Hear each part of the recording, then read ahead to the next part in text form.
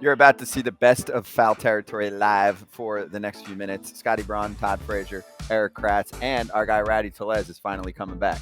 Yeah, I'm glad he's coming back because he got invited to somebody's room to autograph something. That's weird. Yeah, don't need that. Don't need that. No, you'll see it. You'll see what we're talking about. And Jose Trevino loves Todd Frazier, but not that much. No, talking about autographs. Gave my son a signed batting glove. You get about 1,000 of those a year. Took it, wiped my rear end, gave it back to him, sent it home. I need a better gift than that for the big dog. He wants the mask. You'll see it, all right? Plus our conversation with Max Scherzer about being traded from the Mets to the Rangers all right now. I don't know about you guys, but it's always the creepy old dudes or like just dudes in general that come after me. And just one time I want a girl. Just be like, hey, come back to my room and sign something. Like, you know what? Maybe. But it never works that way. You were pitching, you were starting, and you went to give him a high five. Or you went to give you a high five. Walking in the dugout, and you're like, don't ever try to give me a high five. Yeah, that sounds true. Yeah, I just don't do high fives before games. Like, I'm just locked in. Like, there's no fist pound. That's for the other 4 days. When it's my day, like, nothing else matters. Kratz, you live around there, but Philly, dude, I'd give them all I'd tip my cap to these people. Whoever came up with this idea, this means the world to Trey Turner. I mean, he signed a huge deal. You can say whatever you want. You've already got your money. You try. Some guys try harder when you get these deals to prove that you're worth this amount. And then for the Philly fans to do this now, in the middle of August, when they're in the dog days, this means a lot. Not only to Trey, it means a lot to the rest of the team. Some teams might want to rethink not trading for Michael Lorenzen.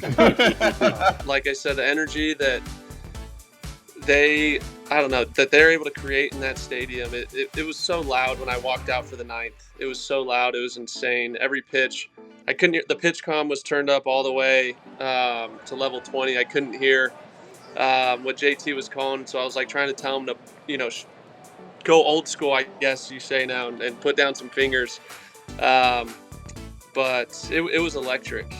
They bring you presents, man. Like, I've gotten several big frame posters, cool things like that they'll just kind of bring to BP and just kind of give to you out of the kindness of their heart, because they love their team, they love their players, which is really cool. And then I feel like every team has their super fans. We've got our guy Mike, who's at every single game. Gotten to know him over the course of the season, which has been pretty cool. And I think he packs up whatever he drives around, his van or his bus, and he is literally every single game, no matter what city we're in. So just kind of getting to know him and build a relationship there has been fun too.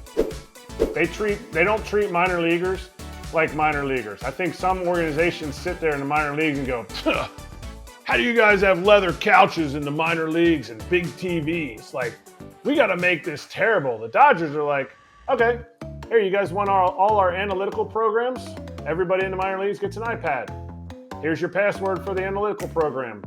Like, see where you're doing well, see where you're not doing well. They took all the bad food out of the locker room, whether you agree with that or not.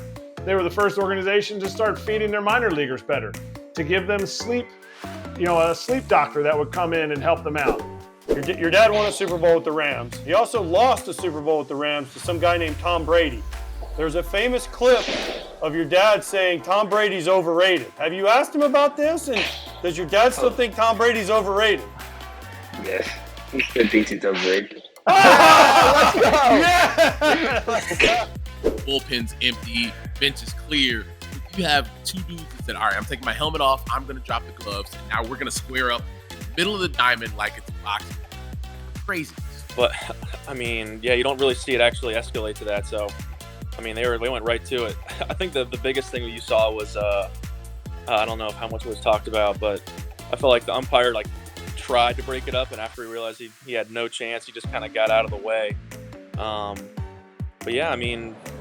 They just kind of went at it. There's definitely some good punches thrown in there.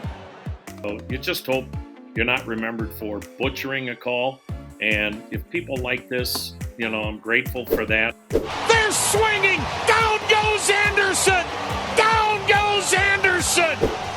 But I also know, again, we're about 4.5 hours away from tonight's game. I'm 4.5 hours away from saying something. I go, oh my God, what did I do?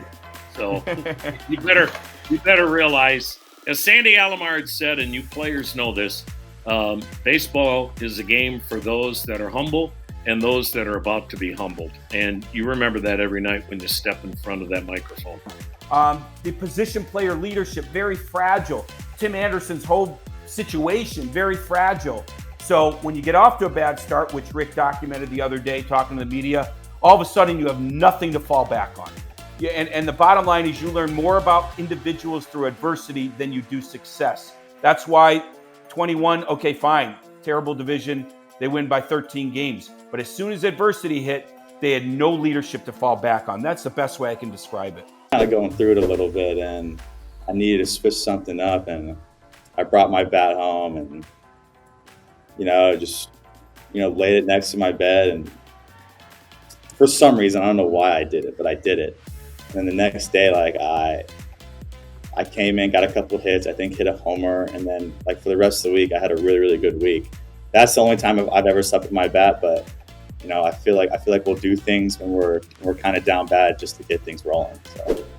I was thankful. They were very honest, very forth. I asked. There was a lot more questions I asked, and they were honest, and I thought I was getting a straight answer, and was walking through the totality of the decision of everything that was going to be out there, and it became obvious which way the team was going to go, and the best decisions for everybody involved, and you just that's the business of baseball. To me, also, we know there's a degree of niceness on a broadcast when you're a team broadcaster, but it's going to be hard from a credibility standpoint for someone like me who's not an Orioles fan, right? I'm just a baseball fan. I flip around to games.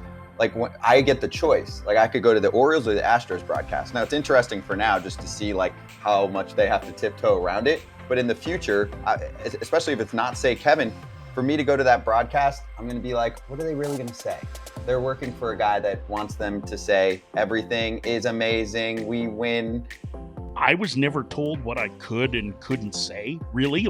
Maybe there were some hot button issues off the field that weren't, that they weren't excited to discuss, but it wasn't anything that would take away from the game broadcast. That level of, and quite frankly, this is censorship on the Orioles' part, is very, very rare, I think, on team broadcasts. I don't think that very often there are meetings between the PR staff or the communications staff or the broadcast director and their broadcasters about what can and can't be said, because in the end, you're calling a baseball game, right? Everything in baseball happens out in the open. We all see it. We all know what's happened. We all have the internet. We know what the history is. It's COVID season again. He has to wear a mask. I thought Todd would like that one. Yeah, I've been waiting for mine. That would be the perfect gift to send me. I still haven't gotten one yet. A mask? I've been asking this guy for gear for the last 2 years, and he still hasn't sent me anything. Why do you want a mask? Because I gave your son something. I gave your son something. You don't need anything. What'd you give him? Batting gloves. Oh my batting goodness! Gloves. You What do you get like mean? 70 pair of batting gloves listen, a year. This is what I did with those when I was in the bathroom the other day. Yeah. Batting gloves. We're on one today. Thanks for checking out Best of FT Live. I liked your analysis on how the Dodgers are treating their minor leaguers like what? Like actual people. Oh, yes. Getting them good food, getting them good. It's not a mistake that they're doing well and they create prospects. Imagine we're back in the day and we get stuff like that. You get treated like royalty. You play like royalty. It's good stuff. It's exactly how the Orioles treat their broadcasters, right? If you saw Mike Farron on that. Nope. We had a lot of coverage on that story. And we'll have a lot more coming up over the next week as Kevin Brown, the Orioles broadcaster, is coming back, okay? That's the one time where I'm like, I can be the specialist. I'll give you some analysis on this. Go. All right? We'll see you next time on the Best of Foul Territory Live. Hey, FT Live fam. If you're new to the party on the BetMGM Sports app, enter the promo code FOUL, F-O-U-L, for up to $1,000 back if your first bet loses. It's simple. Ready? Download the BetMGM Sports app on iOS or Android, or visit BetMGM.com. Sign up and deposit into your newly created account. Place your first bet offer and receive up to $1,000 back in bonus bets if it loses. If the bet does lose, your bonus bets will be available once the wager is settled. Gotta use the bonus code FOUL.